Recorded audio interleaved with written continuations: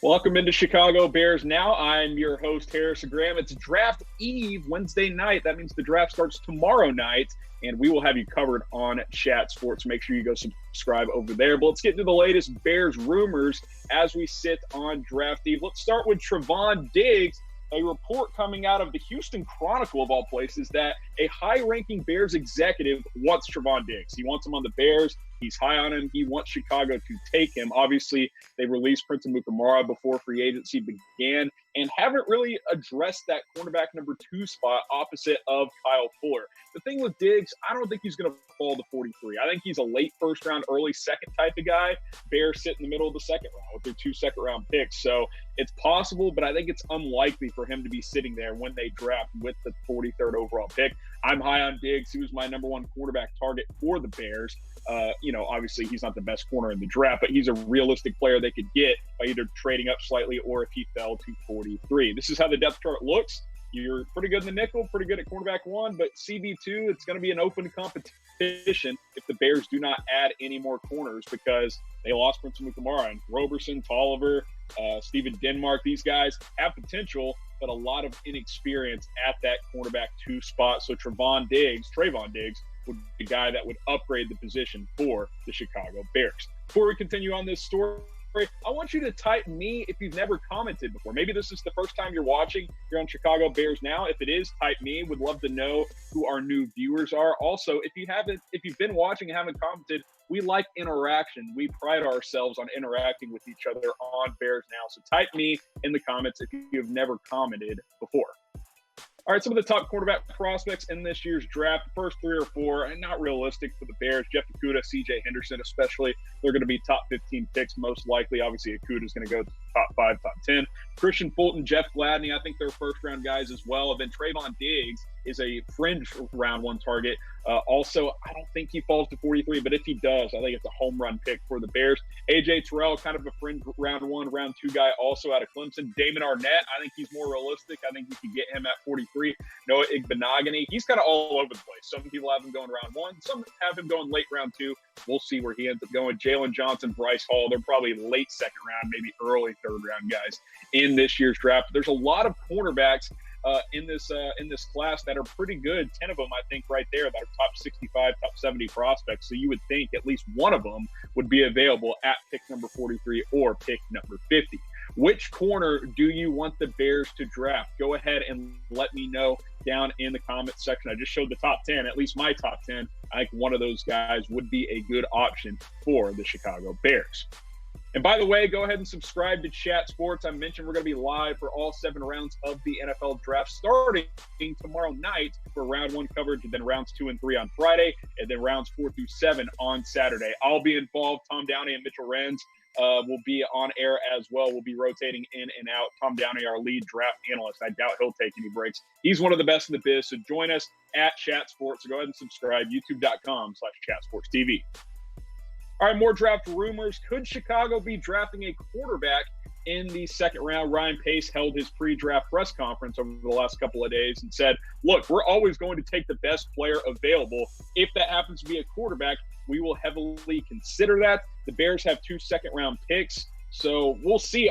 The problem is I don't see a quarterback that you would take in the second round being the best player available. We'll get to some of those options in a sec, but here was the quote from Ryan Pace saying, we're going to take the best player available. If the quarterback is there and he was our highest guy on our board in a strong way, we would consider that. I think we'd consider every position. Let's face it, the draft is risky enough. When you deviate from taking best player, I think you just increase your risk. Obviously, that's true. It's always a risk when you draft a quarterback. I saw some stat graphic on Twitter the other day. Over half of the last 40 first-round draft quarterbacks have basically been busts, out of the league within 5 years. So, and that's just in round 1. Once you get into round 2, 3, and 4, it's even more of a risk. You miss much more than you hit. I don't think drafting a quarterback in the second round is the best option because I don't think any of these type of guys are going to be the best player on the board. I like Jalen Hurts. You could talk me into him if you trade down from one of your second-round picks, but I don't think these are top 50 prospects. And when you're picking at number 43 and number 50 and you're saying your approach is best player available, I don't think Jalen Hurts, Jacob Eason, or Jake Fromm is going to fit that mold for the Chicago Bears or for any team. Now, we know one of these guys probably will get taken in the top 50. I just don't think the Bears are in a position to do that since they don't have a first-round pick. You know, again, if you trade down from one of your second-round picks and want to take a quarterback in the third round, I'm in for that. Get a guy you can develop, but I just don't think you can spend pick number 43 or pick number 50 on a quarterback. Well, what do you guys think? I'll leave it to you. Should the Bears draft a quarterback in round 2? Type Y for yes, type in for no. For me, it's an overwhelming no. You got other needs. You need offensive line. You need a corner. You could use a safety. You could add a receiver. You still need tight end help. We'll get to that in a second. I'm typing in for no. I do not think the Chicago Bears should spend a second-round pick on a quarterback in this year's draft. But that's just my opinion. If you think it's a yes, go ahead and type Y. This should definitely be a yes. Getting a draft hat, the Chicago Bears draft hat. We're just a day away, but hey, the Bears don't draft till Friday, so you get one of these ordered today. Do the fast shipping. You can rep the Bears on Friday night during the NFL draft. Go to this link, chatsports.com/Bears draft. It's chatsports.com/Bears draft. They come in very different styles. I like the look this year for the Chicago Bears. All the draft hats are sweet this year, but the Bears especially. So go to chatsports.com/Bears draft. That link will be in the comments. It'll be in the description. Go ahead and purchase yourself a Bears draft hat today. All right, let's get to some other rumors, non-draft related. How about a trade for O.J. Howard? Obviously, Tampa Bay just traded for Rob Gronkowski. Gronk is back, which I think we're all excited to see how he plays this year. Wish he was with the Bears, but that's neither here nor there. I think there's a good chance Tampa Bay moves Howard or Cameron Brate. They're not going to keep all three of those guys when Howard and Gronk are all both starting caliber players, and even Brate could be a starter as well. Bears need more help at tight end, despite adding Jimmy Graham. That's not going to solve all your issues, especially in the long term, but even in the short term, Chicago needs to add another tight end. For the Bucs, they got three good ones. Why would they keep all three of these guys when you can get a draft pick or a player for either Howard or Cameron Brate? I don't think they will keep all these three. Obviously, Howard has been connected to trade rumors for quite some time now.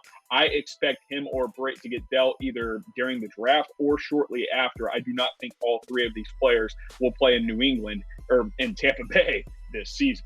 Now, pick a tight end. Who would you rather trade for? Type H for O.J. Howard, type B for Cameron Brate. Howard's younger. He's got a bigger upside. Brate's solid, but I think Howard is, he has more home run potential, in my opinion. So I'm typing H down below. You look at these two guys side by side over the last 3 seasons since O.J. Howard entered the league in 2017. Brate's been able to stay healthy. He's played in all 48 games. Howard just in 38. But the yards per catch is the big difference. That's where I talk about the higher upside, the explosion. Howard's almost like a receiver playing tight end, 15.5 yards per catch. For whatever reason, he got phased out of Tampa Bay's offense at times last year. Only had 1 touchdown in 2019, had 11 his first 2 seasons. Brate's solid. He's an excellent tight end too. I wouldn't hate trading for him if it's for a late draft pick. But for me, the Bears need a long-term answer at tight end, and O.J. Howard could provide that. If you look at this Bears depth chart, I think Jimmy Graham is serviceable. I think he'll be good for this year, maybe even next year. Demetrius Harris, more of a tight end 3. Ryan Pace, I think he's just about given up on Adam Shaheen the way he talked about him during the press conference. Obviously, Chicago released Trey Burton. You still need that young tight end that's going to be your starter for years to come. O.J. Howard can be that guy for the Chicago Bears. So I put a trade together, cook this one up. It makes sense, right? O.J. Howard for Tariq Cohen straight up. Who says no? I mean, Tom Brady loves throwing to quick tight ends. We know that. And the Bucs don't really have that right now. And the Bears get their tight end for the future. I think this makes sense. I think it's a win-win. Tampa Bay unloads one of their tight ends, and they get a receiving running back in the process. Obviously, it would stink to say goodbye to Tariq Cohen, but he's in the last year of his deal, and he wasn't great last year anyway. So give me O.J. Howard for Tariq Cohen. I don't think anyone says no. I think this is a great trade, but let me know. Type C for Chicago, type TB if you think Tampa Bay says no to this trade. Want to remind you guys to get subscribed to the channel. We got videos going up almost every single day. We'll have draft grades as well at the conclusion of the NFL draft. We have the latest rumors, news. We do Q&As. I mentioned to you guys that might be watching for the first time, remember, type me in the comments. We do Q&As almost every single week. So go ahead and get involved in the comments section. Ask me questions. I'll answer as many of them as I can on our next mailbag. You see the link below, youtube.com/Bears now. But go ahead and just hit that red subscribe button and join the channel. All right, Percy Harvin. Players keep coming out of retirement. I don't know what's going on. Gronk's back. Percy Harvin says he wants to come back now. Josina Anderson was the first on this report. Says he's been training with a former Olympian, weighs 185 pounds. He played at about 200, 205 pounds, so he's a little thin right now. But look, when he was healthy, especially earlier on in his career, dynamic playmaker as a receiver, a running back, a kick returner, punt returner. He could do it all. Look, this is the quote from Percy Harvin. It seems he's ready to come back. I'm ready to return to the NFL. I thought I was done, but that itch came back. I've been training with the former Olympian. My body is feeling good. Mentally, I'm better. My family is good. The timing is right. What's crazy about Harvin is he's been out of the league since 2016. He's only 31 years old. Like, he is not that old. He played 8 seasons and retired at like 26, 27.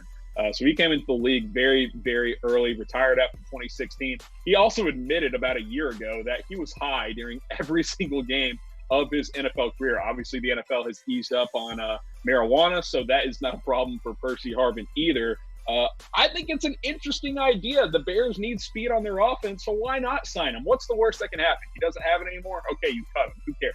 So I think it's a 1 for yes. But if you don't think they should sign him, type 2 for no. Give me Percy. Let's see what he can bring to the table. See if he can bring some juice to this offense. And if you look at his career stats, it was kind of a tale of 2 careers, right? First 4 years played with Minnesota, almost 1,000 yards in each season, 3,300. And he ran the ball a lot, 683 rush yards, 20 touchdowns as well. Past 4 seasons of his career, bounced around the Jets, the Seahawks, the Bills. Wasn't the same guy. Couldn't stay healthy. Only played in 21 games over those 4 seasons. Less than 1,000 yards, just 3 touchdowns. Wasn't as effective as a rusher either. He had some issues going. You guys probably remember he had a pretty bad migraines where he basically couldn't practice and could only play on Sunday. So look, he says he's refreshed, says he's doing good with his family. I'm worth giving him a look because while I like Anthony Miller and Allen Robinson, what's missing on this offense? Speed. This offense needs speed. I don't know if Percy Harvin still has a lot of speed. I think it's worth a look. I think it's a low-risk situation for the Chicago Bears and for Percy Harvin, who's looking for an opportunity. So why not give him a look? Why not sign him to a deal and see if he can bring anything to the table? I'm excited about this opportunity. I hope the Bears sign Percy Harvin. He was a dynamic playmaker when he was in the NFL.